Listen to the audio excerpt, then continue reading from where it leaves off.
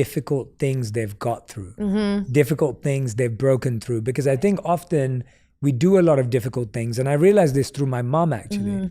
So my mom is a superwoman. She has done so many difficult things in her life, but she sees them as normal. Right. So she never stops to think, oh, I'm powerful and I'm strong. It's just the part of life. Just like, a part of life. Yeah. So what's something difficult or hard that you've done in the last 12 months or recently that you want to take a moment to just honor yourself for? That is so nice. I should honor myself. I think, learning that healing is messy. That's something that I'm dealing with, and it comes and goes. It's not always there, but understanding that there's no time limit on healing and giving myself credit for healing and going through everything that I've been through, and learning that I don't always have to act like everything's okay if it's not. I have a tendency to do that. Like, it's one thing to not let people see you sweat, which I do understand that, and you don't need to put all your business on social media or whatever, but it's okay to feel things and understand that healing is messy. So my mom sent me something recently that was like, be kind to yourself. Give yourself grace, because healing is messy. As soon as you think like, oh, I'm done with that, I'm over that, all of a sudden it's like, well, why is it still making me feel like that? Or you hear something or see something and like, why am I still a little bothered by that? And I hear you talk about this. There's no like time frame. Like, okay, once it's been 2 months, you're done with whatever the difficult thing was. You shouldn't even be thinking about it anymore. Could be years and something can still pop up and trigger you or whatever. And being kind to yourself during those periods. So I want to honor myself for just finally understanding healing is messy and not being so hard on myself on certain things, to not say, you should have been done with that already. Why are you still thinking about that? Or why did that still bother you? It's life. We're human. We have feelings. Things happen. As you said when you walked in, life is life. Life is lifing. Life is lifing. And there's so many blessings in this beautiful life, and I'm blessed to have the life that I have. And I'm constantly, thanking God for this beautiful life.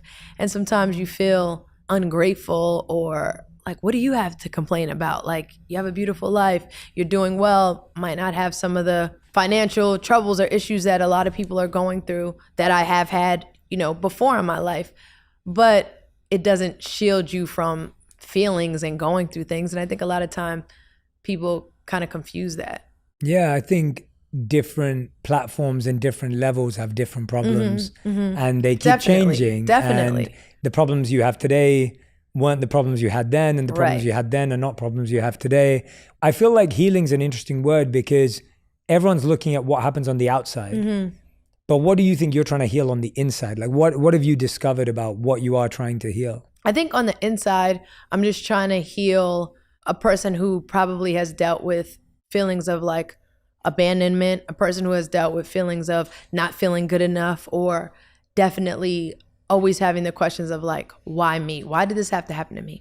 Why me? Why did I have to go through this? I give so much good in the world. I do so much for so many people. Like, why do I have to suffer or go through what I feel like at times is some of the hardest things to go through, but still keep a brave face, still keep a smile? So understanding that, like, I really do believe when people say, that God gives his toughest battles to his strongest soldiers. And I remind myself of that. Like, you went through it because you could, and you come out better, and people can learn from you, and this can help somebody else. And I just have to remind myself of those things, because you do get caught up in the why me, and like, look at everyone else. They have this, they have that. Why me? Why am I? Whatever it is. So just getting better at that, I think. Yeah. And when you talk to people, because I'm assuming that, sometimes when we have that view of like, oh, they have it all, or they have it all, I'm sure you talk to people behind the scenes and realize they don't have it all. Right. And so then how does that make you feel when you realize, oh, wait a minute, they don't have it all? Yeah, I mean, it doesn't make me feel good. I'm not wishing for anyone to be struggling or not happy, but you just realize that things are just not always what they seem. And, in the world of social media, in the world of just constantly like looking at everyone else, whether it's how they look, their bodies or their lives, and saying, oh, I wish that could be me. It's like, it's not reality. You don't know what people are dealing with. You don't know what people go home to. You don't know what's happening on the inside. And sometimes you do know, because you'll hear things or see things and you're like, oh, I thought this person had like the perfect life. Now they're whatever, So it's just like really honing in on making yourself happy, figuring out what it is that you need and not comparing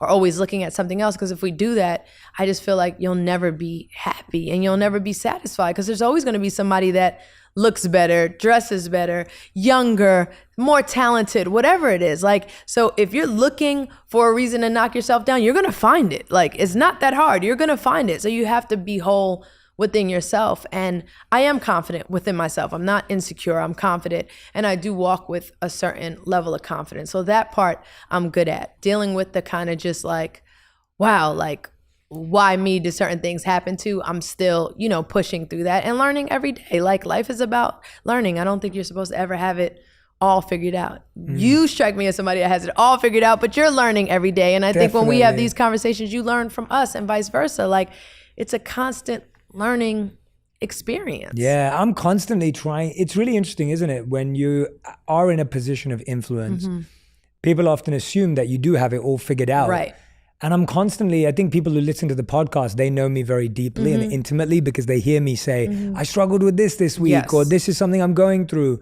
But if someone just sees a post on social media, they think, oh yeah, everything must be perfect. Yeah. And I find that I encourage everyone, and this is why you coming on the podcast is so great, because I encourage everyone to study people they follow a bit deeper, not to take them down or to think happy that they've got problems too. Right. Not that reason, but the reason of like, when you really study someone or you get to know someone, you start to realize we're all actually in a much more similar place. Right. It's so true. And what I've learned in my journey of life is you start realizing no matter how much money, how much status or whatever, like my friends that I grew up with when I had, you know, nothing, are going through similar issues as friends of mine who have all the money in the world, all the success, all the...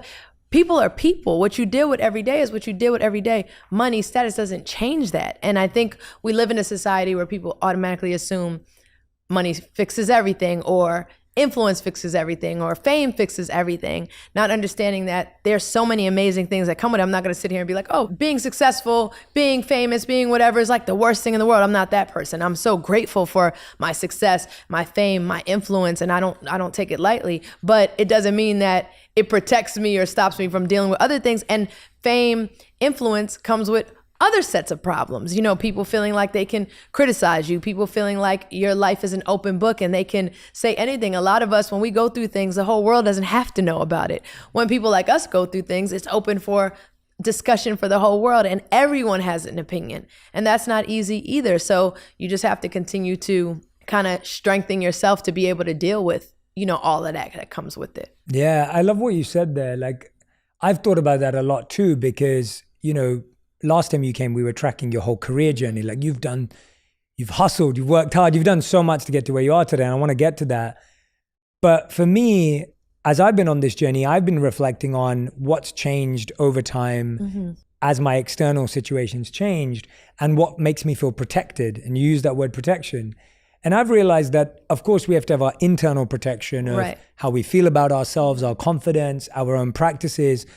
But I found that the thing that makes me feel the most protected is knowing the people around me who really know me and how much closer we get through that process. Right. Like, I have to take so much strength in the fact that the people around me, not only do they have my back, but they actually know me and understand me at a core. And I kind of take a lot of energy from that. Yeah. Do you do the same? I take so much energy from that. I'm like, the people who know, they know. The people that I need to depend on, they're always there. I'm blessed to have an amazing family, amazing group of friends that are like ride or die, that I know are there no matter what. And it's something that I don't take lightly. So it's not about proving to the world anything. Like, if my core group gets it, knows me inside and out, knows my ups, knows my downs, and are there for me, that's the energy I pull from as well. I want to talk to you about friendship. I think a lot of people feel quite, even when you're close friends, and I'm sure you felt this, it's hard to open up about things that are going wrong in your life. And I think a lot of people who are listening or watching, that's something that they can relate to, where it's like, I have my friends, but I don't know how to tell them that I'm going through this. Or I know they'd care about me, but I don't want them to feel sorry for me. Yeah, that's it too. Or maybe they're going through so much stuff that I don't want to put my stuff on them. Right. How have you managed to keep strong relationships as you've grown in life, as you've built your career? How have you managed to keep that core instead of losing it as you get more busy? I think that my friendships have gotten even stronger because of those moments. I don't base my friendships off of, this person has only been around when everything's been great, or we only talk about sunshine and flowers and cupcakes. Like, friends have to be there through everything, and you have to be able to be okay with being raw and real with people that you consider your friend, and don't throw that word around lightly. If you're saying this is my friend, this is my go-to, you should be able to share whatever's happening in your life, whether it's good or bad, and those are the things that bond you, through those. I remember the friends that were there for me when I was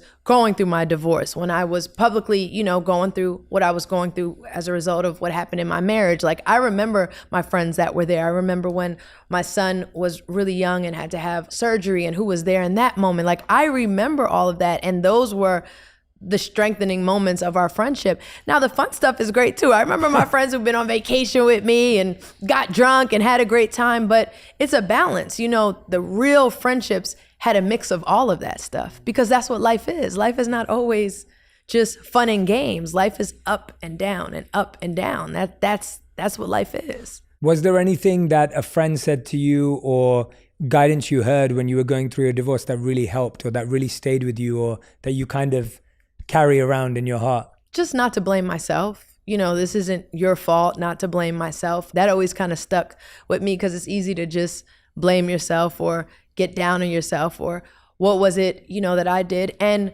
when I say not blaming yourself, I'm not saying don't take accountability for whatever you might have had to do with the situation. Like, it's important to sit back and say, okay, where could I have been better? Because life is about being better and learning. You don't want to just say, oh, this happened, it had nothing to do with me. You want to understand, like, where could I have done better, or where did maybe I fall short on some things? But that's different than blaming yourself for what happened. And I think by taking accountability, I was able to grow and become a better person for whatever happens in my life in the future. You don't go through these experiences not to learn. Then what was the point? Like, you don't go through these experiences to then duplicate the same issues in your next relationship or your next marriage, or whatever it is. That's not what that was there for. It was to learn, to get better, and then to apply that knowledge to the next situation, whether it's a friendship, relationship, marriage, whatever it is. I love what you brought out there, and I want everyone to just take note of that, because I think we